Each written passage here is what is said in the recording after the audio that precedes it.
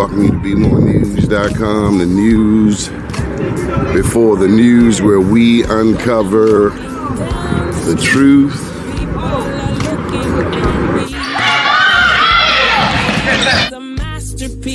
An accent. We need God. Because only God can bring us out of this mess. I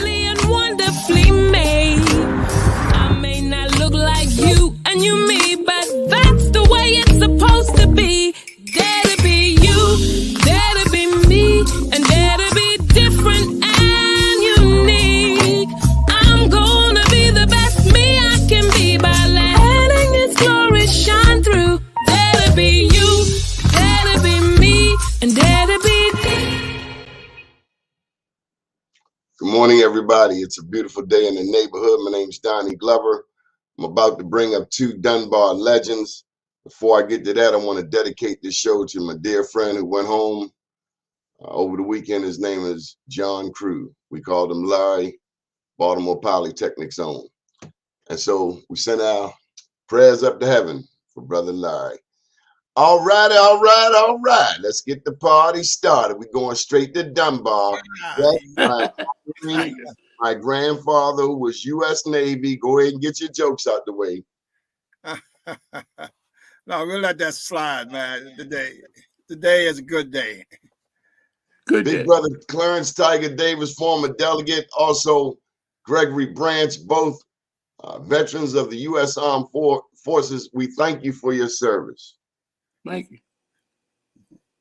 So before we get to Memorial Day, any thoughts on this violence? Buffalo, Texas, mass shootings, Republicans want to defend the right to bear arms.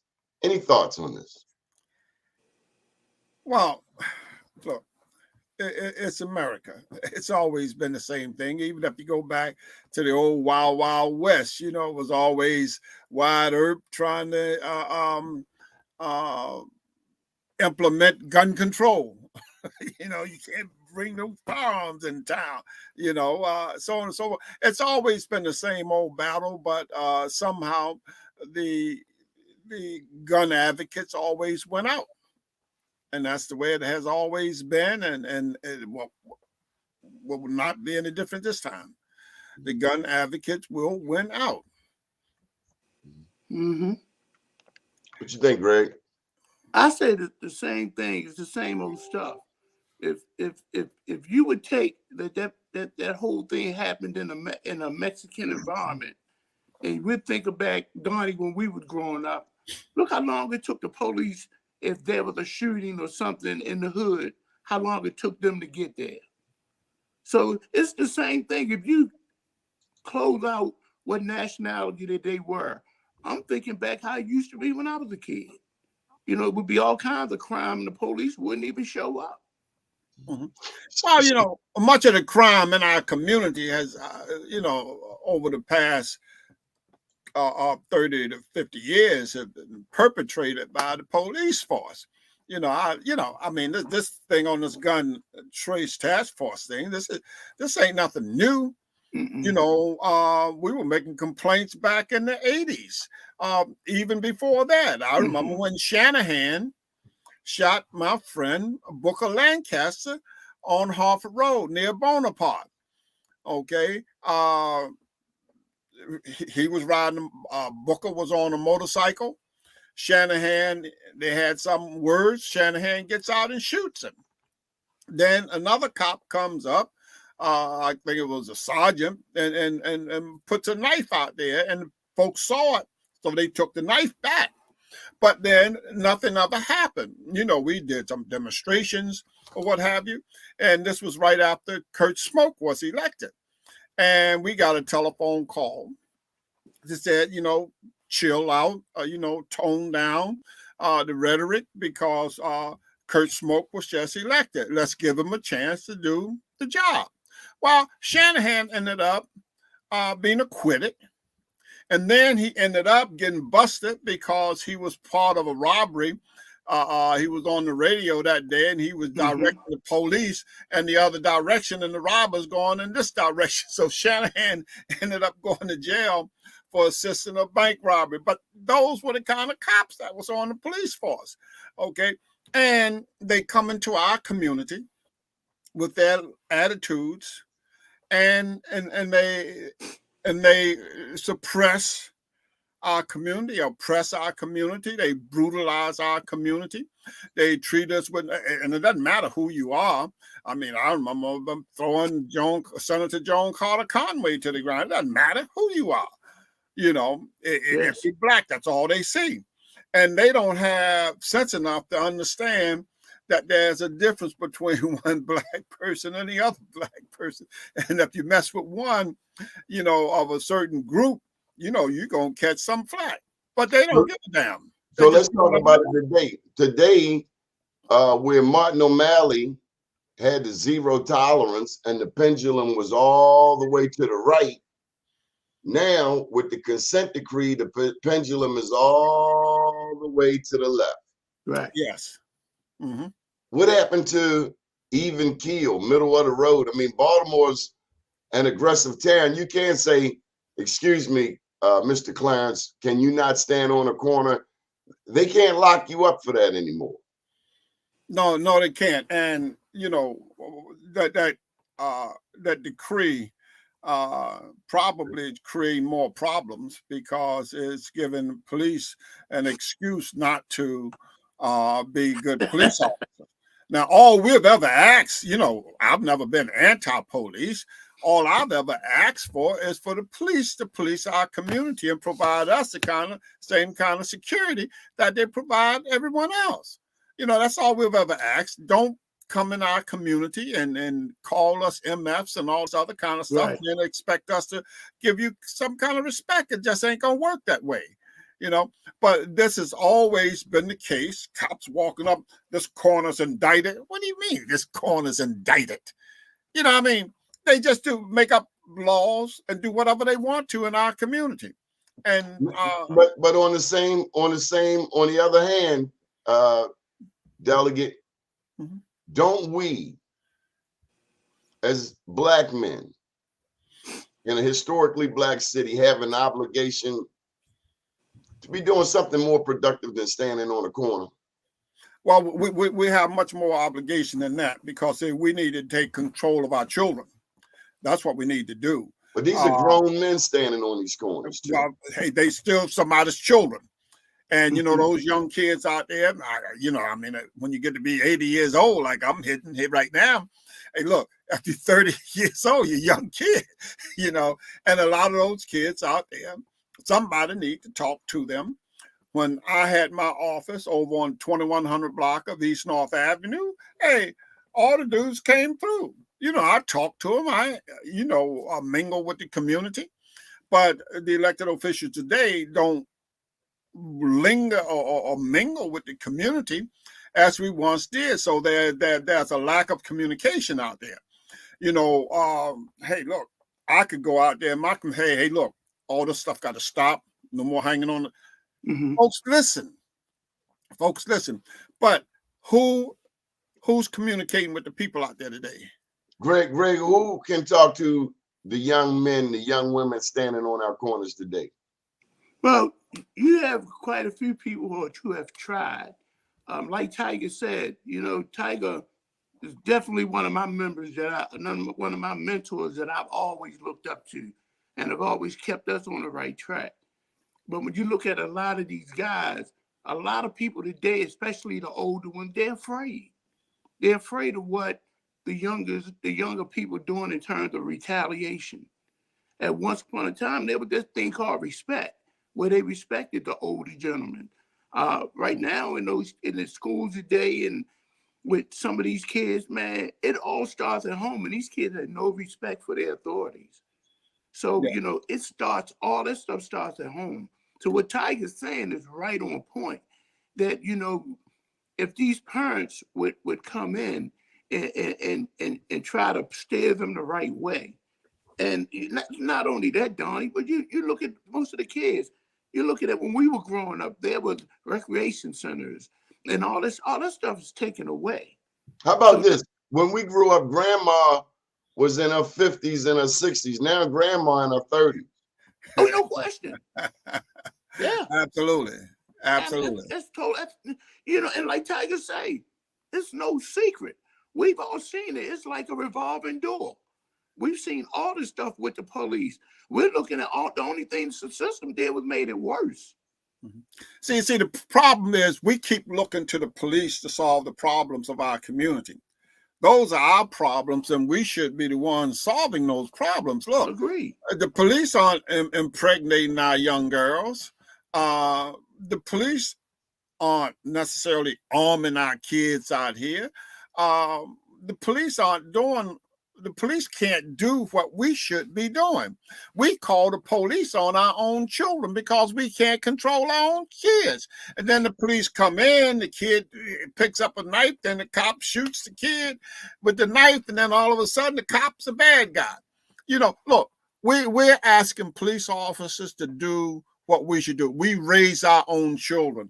Our problem started once we began to integrate. Because once we began to integrate, then our culture went down the drain. What happened if you spoke? What happened if either one of you talked back to your parents? What happened if you said the word "what" to your mother? No. Hey, Donnie, and Tiger tell you, even if me and Tiger's son played baseball, and Tiger wasn't even the coach. But if Tiger came to me and told me, Greg, yada, yada, yada, yes, sir. Because you guess what? Before I got home, my mother would know that I said something derogatory. It was a thing called respect. And that's what I'm saying. Man, it's no way that I still say yes, ma'am, no, ma'am, to the day. Because of the fear of what my mother say, I'm not your friend. I'll never be your friend. And today, people trying to be friends to their children instead of being a parent. That's correct. And the other thing too is that somewhere along the line, like for instance, Greg, he will talk about my son. I knew all the kids on that team, them 7-7, 7-6 teams, or what have you. We were involved with the community. Hold up. Y'all can play baseball in East Baltimore? Yeah, my son and Greg played together. Right. I thought West Baltimore had a lock on baseball. Huh? No, come on now. Come on now. Look, Greg even went up to play with Minnesota, man. Look, what are you talking about? And then the boy Green, Coach Dickie Brown. Dickie Brown could produce baseball players, man. Dickie Brown, and he was a veteran too. Now, one of the things you all may not know about Dickie Brown, Dickie Brown was a Tuskegee Airman cadet.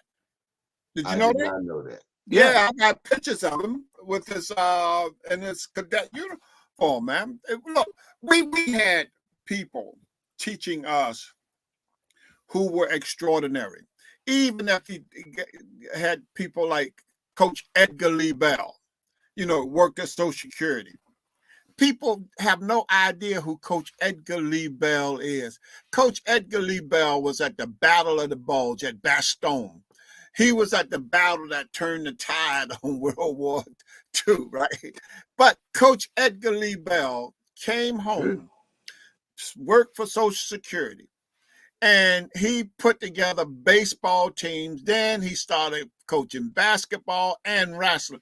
He was involved with the community. He gave his life to the community. Coach Edgar Lee Bell. We had people like that. Even what's my man's name? Bucky Lee. All these guys, man, they come up and they give back to the community. E-Step. Play with you. E-Step. Now he got health issues right now, but these were the guys who came up and they gave their life to their community, And so where are they now? Where are those guys now? I'm glad you asked that. Greg, any thoughts on soldiers fresh back from Iraq, from Afghanistan? Do we have post-traumatic syndrome going on, PTSD? Yeah, because what you have to understand, man, that there's a lot of guys, when they went over there, they saw things and did things that They couldn't think about doing them. They had to just do it. And then once they get back and they're in a subtle environment, those ideals and those ideas come back. See, when you're in war, what people don't understand, you're in a situation where the rules of engagement can happen at any time. Anything can happen at any time. So when you're doing it, you go ahead and you do it. It's just the same thing with a military man and a civilian. You know, a soldier is supposed to follow orders. That's his job, to follow orders. A civilian can think about it, and a civilian can sit back and tell you no, or you're not going to do this. But when you're in that military world, that's the reason why when you go into basic training, they got to break that civilian stuff away from you and build you back up. And build you back up as a military guy to find out the military rules. These are the rules. All the stuff that you're thinking about when you was a civilian, you got to throw that out the window. You're in a whole different environment. Am I right, Tiger? That's true. But now look, here's one of the things that you got to look at when you talk about Iraq. You see, you're speaking as if only men go to Iraq. Right. Look, hey, one of the major issues we have today is that, you know, when I was in the military, 1.6% of the military was female. 1.6%. Today is nearly 20% female. But not only that, the females are serving in combat zones. Yes. You know, so they're coming home with the same kind of problems that that the males had, you know, with the PTSD and all these other issues. Now, ask yourself this. I don't care what changes we make in society. Women will always be the custodians of our children. Now, what happens when the custodian of our children is suffering from PTSD and other maladies associated with war? You know, we haven't looked at that. Now, I've asked Hopkins and I've asked some other folks, look, can we do a study on that? Because we have a laboratory here, because all these kids are coming home from the military, they're going to school. So we have a laboratory. We can get them involved in those studies, because what is the impact on our society when women are engaged in combat and they come home carrying the same burdens as men? Now, that's an issue that needs to be dealt with. I've seen some of the sisters, you know. Well, you know, let me just pose this to you. Mm-hmm. You gentlemen represent historic East Baltimore, and I remember on the football field over there, Sugarcane Field. You know, you're playing football, you're looking at Monument Street, you're looking at Madison, but you also see the jail in the background. So as you talk about soldiers coming home from war, what is the impact? And again, this is a sidebar. What is the impact of these inmates coming back home? Is it true that Baltimore is the home of trauma, including sexual trauma, as a result of mass incarceration? Look at here, Donnie. When you're looking at, just say that you're talking about guys that's coming home with PTSD and the women. But there's a thing called secondary PTSD. And that's a person who ain't been on the lines. Those people are behind the lines, who are the nurses, who are people who are behind the line. But when those people come back and those soldiers come back hurt, and those people behind the lines are seeing and hearing the stories, it's just like they're being there. So they're coming back with that trauma. Even though they haven't seen it, they're looking at the recourse of what happened when those soldiers were out there. And that created secondary post-traumatic stress disorder. Well, I wouldn't call it secondary post-traumatic. It's PTSD, period. Right. You see, because PTSD. look, the people who suffered most are the ones who cared for the injured. The other group suffered. Oh, say that again? Agreed. The people who cared for the injured. Suffer the most? Suffered the most. That's correct. Now, you take, for instance, the guys who had to go bag them up, right, and ship them out. My daddy was They undertaker. suffered more than the guys who was actually out in the bush. Agreed. Okay, Agreed. because there was more guilt. I think it may have something to do with guilt that they weren't out there or whatever, but they suffered greatly. Okay, and these Wow. are things that people don't tend to look at. Right. But the other thing, the Wow. women are using the term MST, military sexual trauma, MST. Whenever they talk about PTSD, the sisters are now talking about MST, military sexual trauma. Man, let me tell you something. That may be one of the biggest maladies that coming out of the military is that MST, because almost every woman had to deal with some kind of MST, military sexual trauma. Some man was pushing up on them, or some woman was pushing up on them. Absolutely, and so that's an issue that we have to look at, and that's something that the military is trying to get a handle on as we speak. What should we keep in mind today, Memorial Day? Well, I think what we have to do is get back to what Memorial Day really was about. We honor those people who had died in war, defending this nation. All of us stood up, raised our hands, stepped forward, and said, I solemnly swear that I will defend and protect the Constitution of these United States of America. And we will protect it from enemies, both foreign and domestic. Okay. Now, we all took that oath. Now, no one ever relieved us of that oath. And so that oath is still with us, Greg. Right. And we still have a responsibility to protect and defend our Constitution. Now, that means something to me. That's important for me. And I don't care who it is. And this is why I have problems with folks associated with Donald Trump, because these are nothing but violators. They have no respect for the Constitution at all. Okay. They have no respect for the rule of law. They do whatever they want to and think they can get away with it. Donald Trump even, and he ain't joking when he said he could shoot somebody on Fifth Avenue in New York and get away with it in broad daylight, because we have these arrogant people in this country now who think that they can do whatever they want to and get away with it. And they don't have to answer to the law. Look at some of those congressmen. Look at how they're playing that January the 6th thing. Look, these are traitors to the country. All of them should be locked up in jail. They were insurrectionists. That's what they're called. And somehow we're dragging our feet on dealing with it. Okay? It's almost as if we're afraid to touch it. And what he said is true, because hey, Donnie, I don't care how old I get to be, I'm still a military man.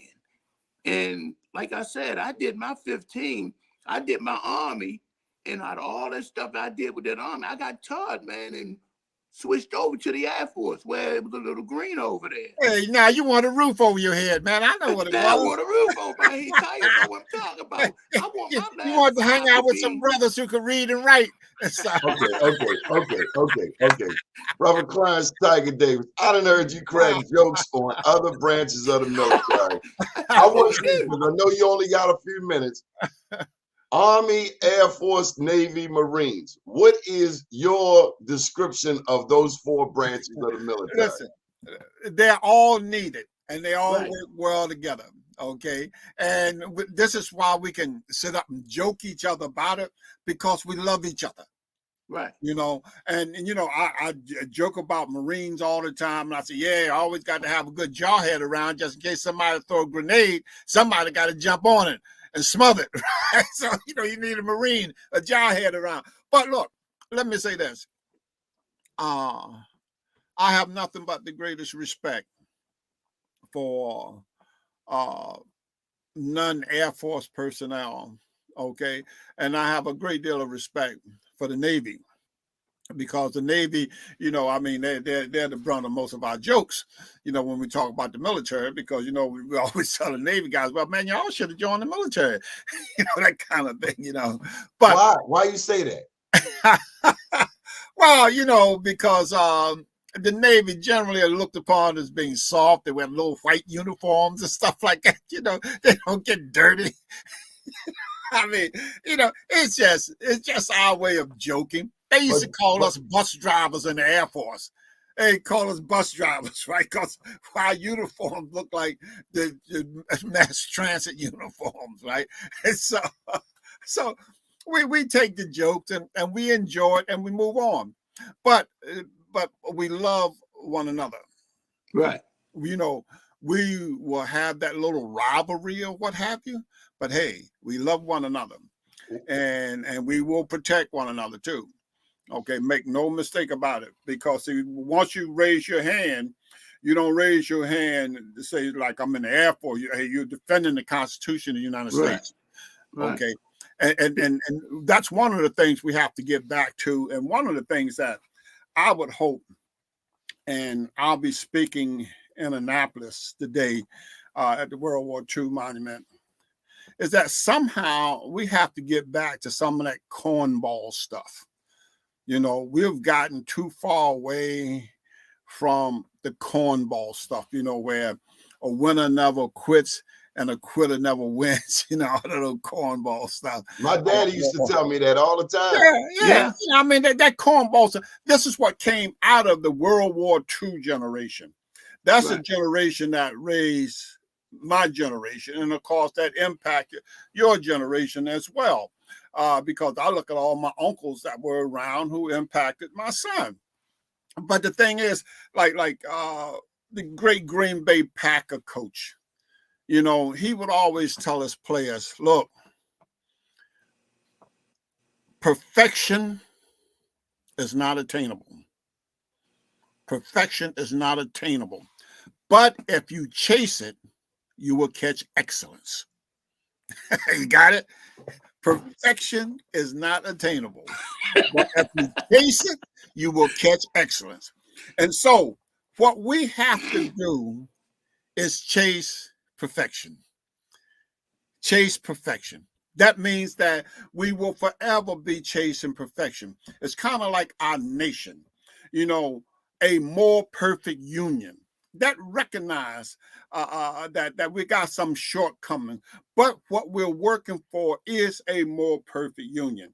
And so when the young kids today begin to criticize America, blah, blah, this and that, well, okay, fine. But now, what is your role in making America the kind of nation that we want it to be? Because here in America, it's a democracy. That means if we come together, we can mold and build this nation into what we want it to be. Then why can't we get Baltimore right? Well, that's because we have too many people who are not engaged. And we have too many people who think they have the answer and they're not dealing with facts. For instance, in 1985, and I've got the documentation on it. I challenged the Maryland Legislative Black Caucus to do something about the problem of teen pregnancy. And they got tired of hearing about it because they don't want to hear about anything negative about the community. They want to look the other way. No, look, man, this is a major problem here. These 13 to 17-year-old kids are producing most of the kids out here. And that there's a certain impact that they will have on future generations. And so, we press them. I got the studies here. What they did, they dumped it back on my lap. Well, Tiger, you get a task force together and do a study and bring back the recommendations. They didn't think it could be done. We did it. We had a statewide conference at Dunbar High School. People came from Eastern Shore, Prince George's County, Western Maryland, and we had a major conference, and we came up with recommendations. And when we tried to present them, the Maryland Legislative Black Caucus never allowed us to present it because they chose to accept the pro-choice version of teen pregnancy. And pro-choice has nothing to do with teen pregnancy. Mm-hmm. You know, and so because what our study found was that whenever children develop their sense of self-esteem and they had goals and objectives, they were least likely to get involved in teen pregnancy, smoking herb, or any of the other delinquencies of youth, because they had that sense of self-esteem. They knew what they wanted. They wanted to be a doctor. They wanted to be a lawyer. They wanted to be an engineer. They wanted to do this. They wanted to do that. And they weren't going to let anything else get into their way. But the problem is that, you know, the problem is with the adults. I know. Okay. We know you got to go. Yeah. My boy Bernard calling me right now. Yo, Bernard. So bring us on, Greg. Donnie. Okay. All right. Donnie, I'm going to get ready to go. Thank you. All right. We But love look, you.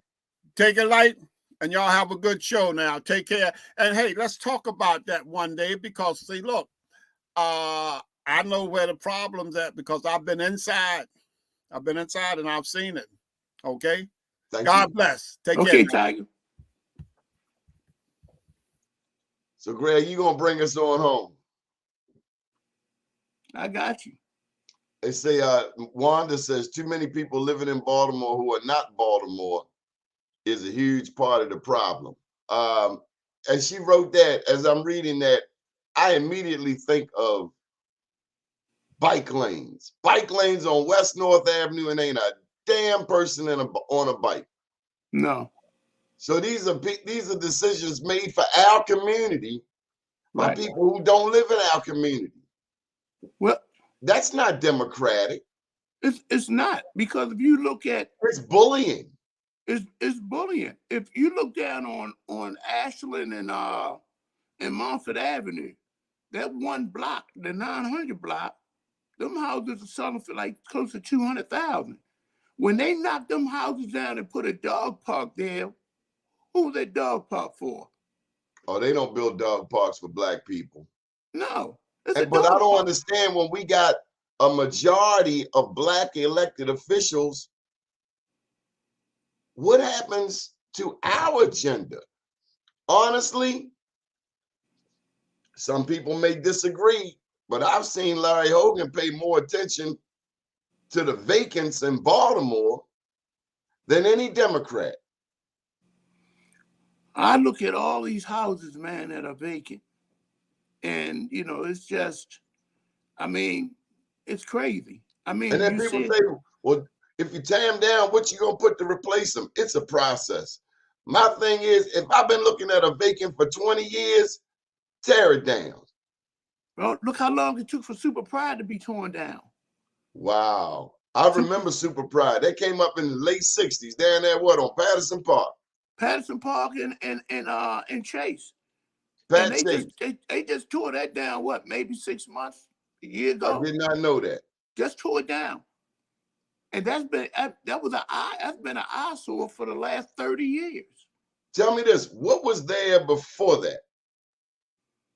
It was, I know that they had an ice house that was on the other side. It was an ice house that was on the backside.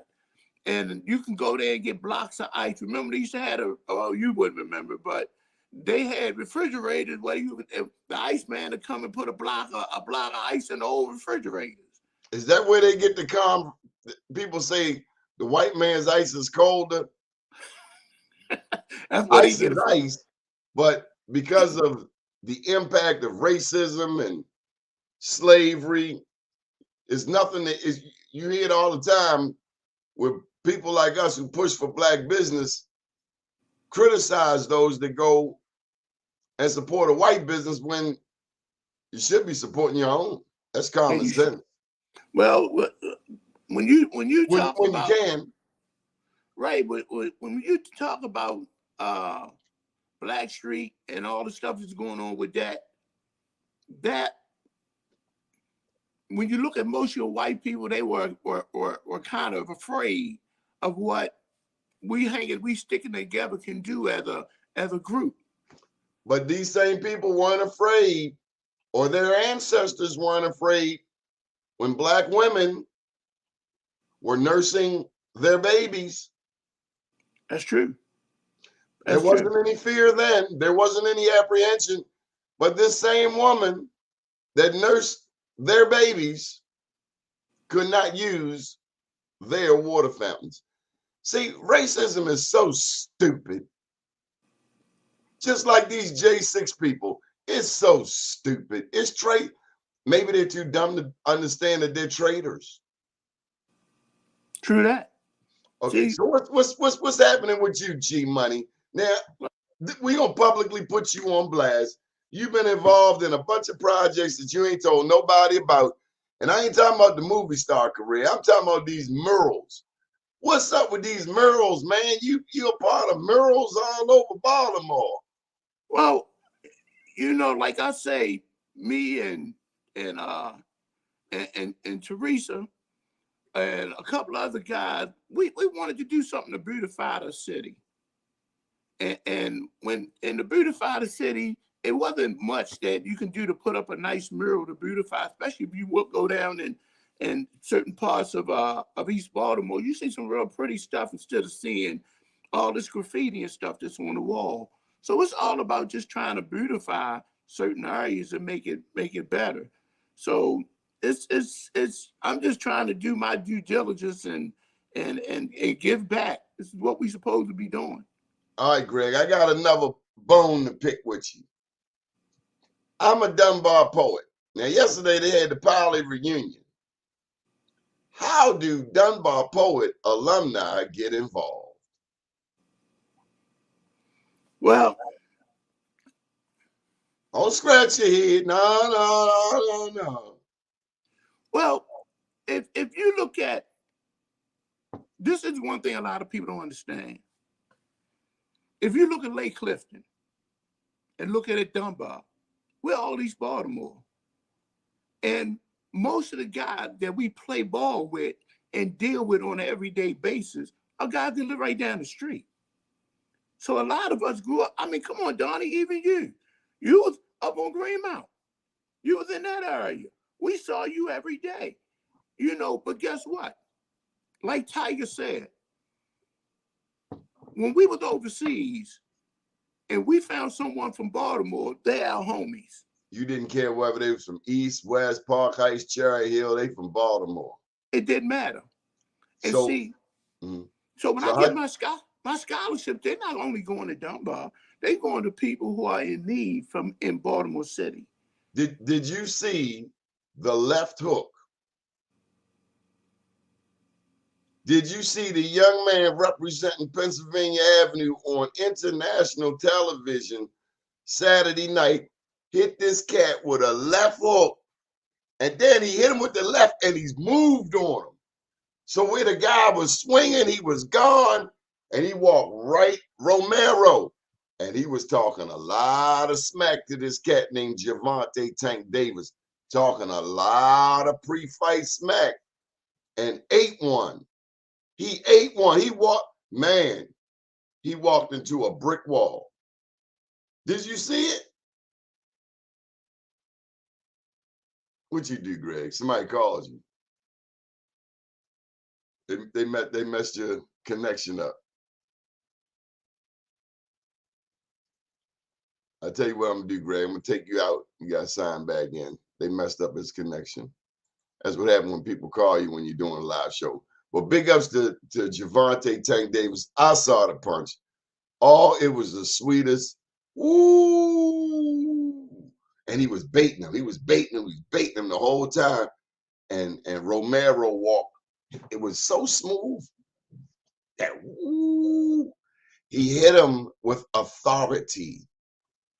Next thing we know, Romero was holding on to the ropes. Well, this has been a very fascinating show. Thank you for all of the people who contributed, including former Delegate Tiger Davis, also my main man Gregory Branch out of East Baltimore, and to all of you on line who shared comments, Rondi, Darius, George Hall. Much love to you, Darius, Wanda Marie, presumably you're military, Wanda. Michael Randolph, Sylvia Harris. Sylvia Harris, for those that don't know, is the mom of our beloved Kenny Harris, God rest his soul. And she was saying that she's been having some challenges. Miss Sylvia, I know what you're talking about. Sometimes I get G-checked for stuff that happened 6 months ago, a year ago. It's like, really, y'all ain't got nothing else better to do over there on the book except go through our comments on stuff. I mean, you know, they told me, don't even get me started, Miss Sylvia. Go find another outlet.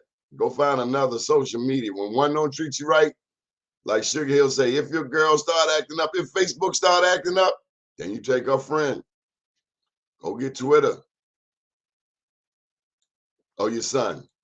Okay. Well, we thank you and your son for the contributions made in terms of serving this country. It's Memorial Day. I will not say happy Memorial Day. How are you going to say happy when we're remembering the people who gave their lives?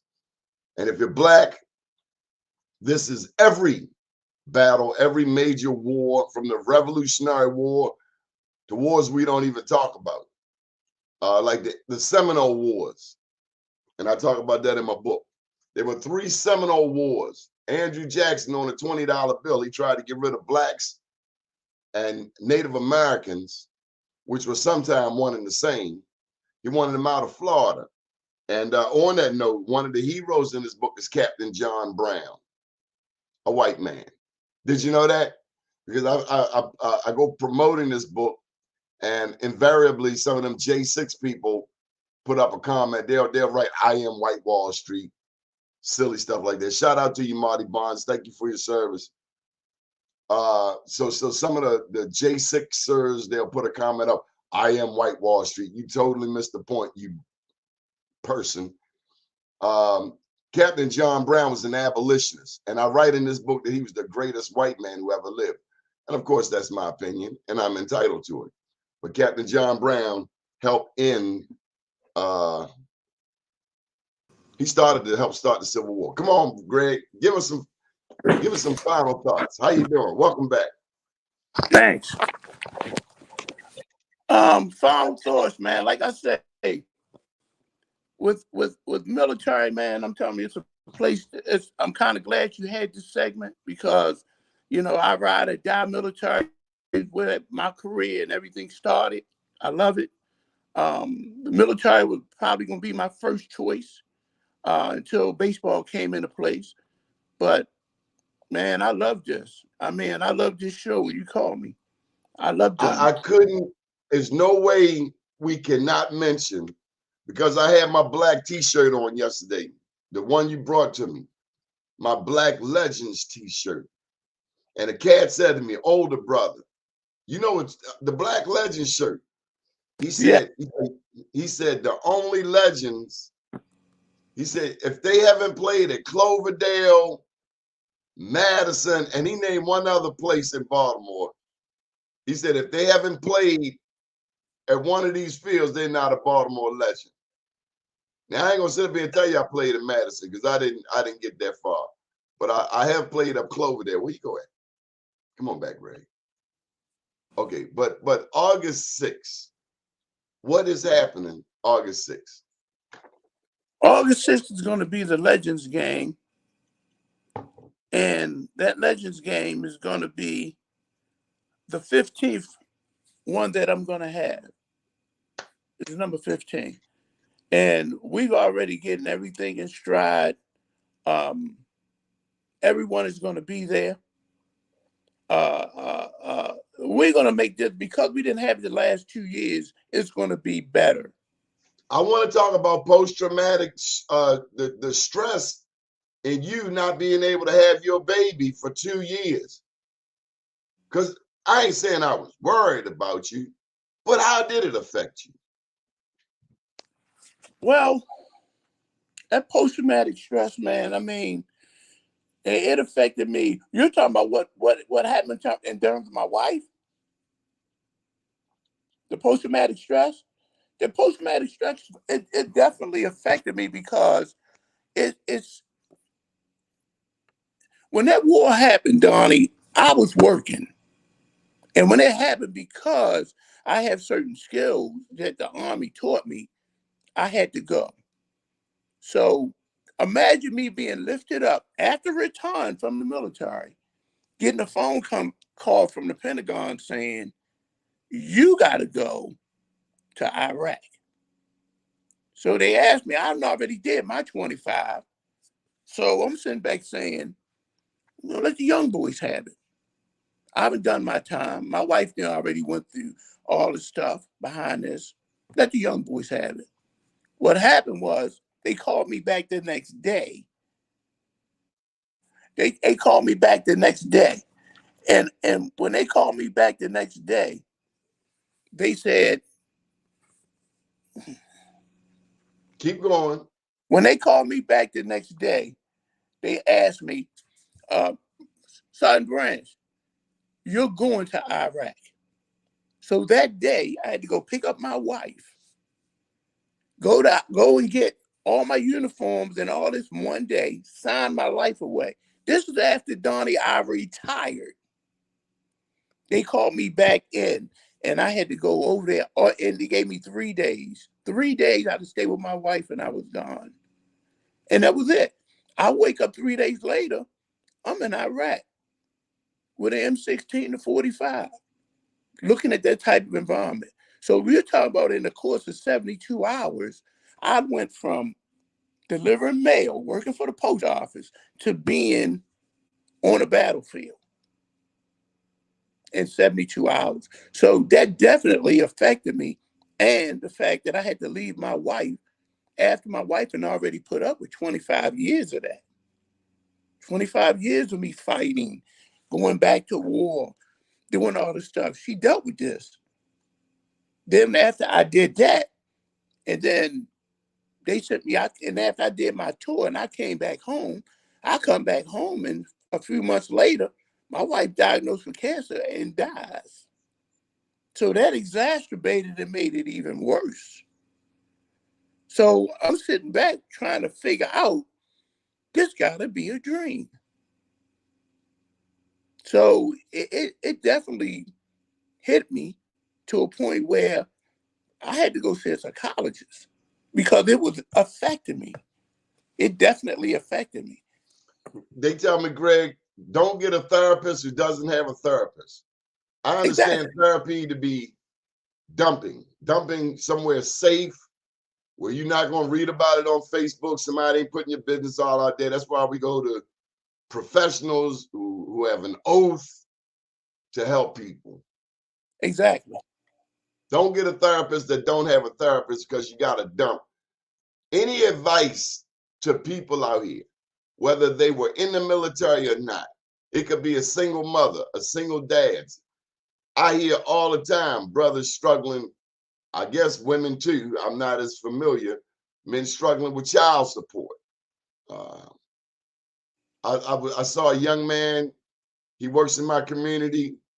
He ain't doing the right thing, but he works in the community. Decent person, and he was struggling with parenthood.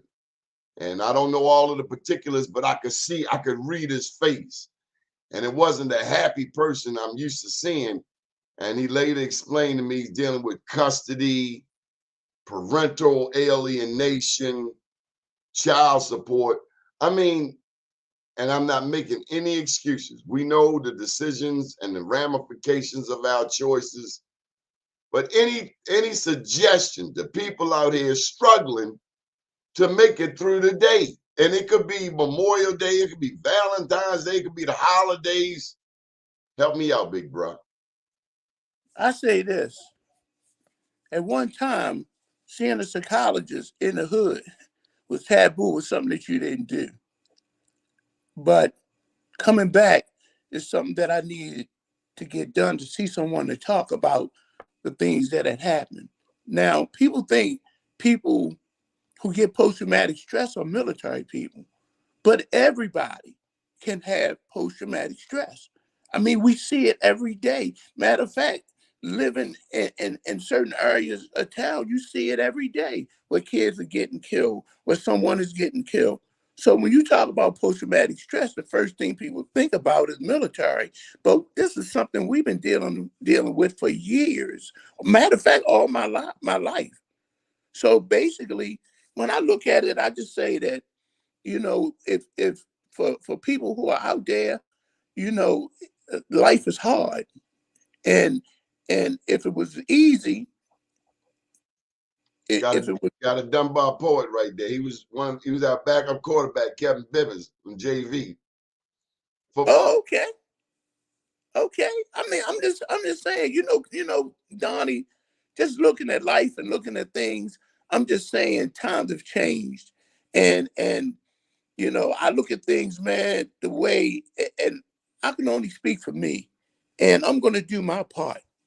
I'm gonna do my due diligence. That's why when it come down to helping kids or helping my school or helping the community, these are things that if everybody just gave a little bit, man, we can conquer a lot of stuff, a Okay, lot of problems. August 6th, everybody needs to be at the Dome. Now, I got to ask you the most important question of the morning. Are you ready? I'm ready. What's your sister putting that macaroni and cheese? I can't tell you her secrets. Oh, come on, Greg. Come on, man. Hey, Donnie, I'm gonna tell you, man.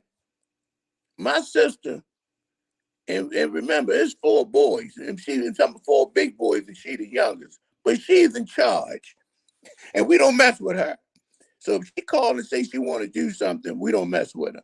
So like I say, in that token, I can't give her secrets away because, she's a cooker, and you taste it, and she waiting for you.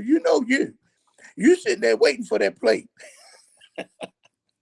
Greg, she went through a trauma recently. Yes, she did. How's she doing? She's doing good. She's doing good.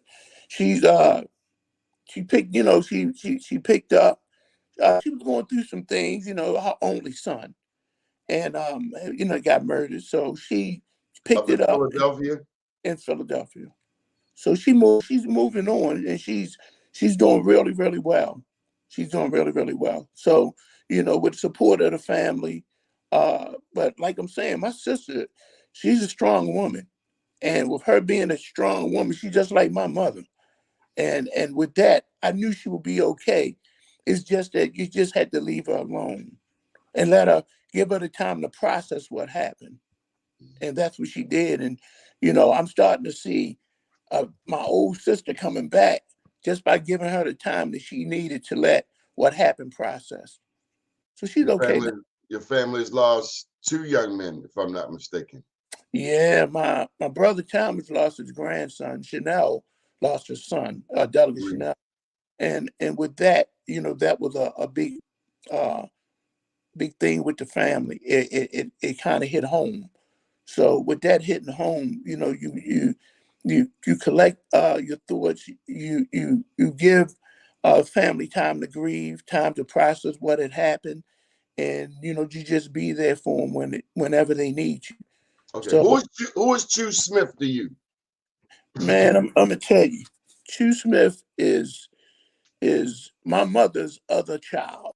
Even though she never met him, Chu Smith is like a brother, he's a little brother that's my big brother, because there are things that we talk about, and he makes me see things on if put it this way, if I go to him and I talk to him, I know he's gonna be straight up.